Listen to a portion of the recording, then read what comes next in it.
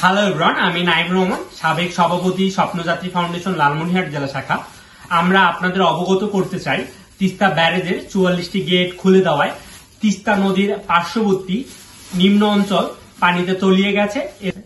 এতে তিস্তা নদীর পার্শ্ববর্তী প্রায় 300-400 পরিবার পানিবন্দী হয়ে আটকা পড়েছে। স্বপ্নযাত্রী ফাউন্ডেশন লালমনিরহাট জেলা শাখার উদ্যোগে আগামীকাল প্রায় শতাধিক পরিবারের মাঝে শুকনো খাবার বিতরণ করব ও তাদের জানমাল উদ্ধার কাজ পরিচালনা করব।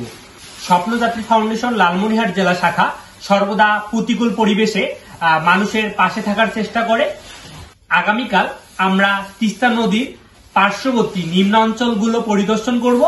পরিদর্শন শেষে যদি মনে হয় আরো শুকনো খাবারের প্রয়োজন, তখন আমাদের শুভাকাঙ্ক্ষীদের অবগত করব। আপনারা অনেকে নক করেছেন, আমরা আপাতত কোনো পাবলিকলি ফান্ড রাইজিং করতেছি না। আমরা সদস্যদের অর্থায়নে আমরা আগামীকাল শুকনো খাবার বিতরণ করব।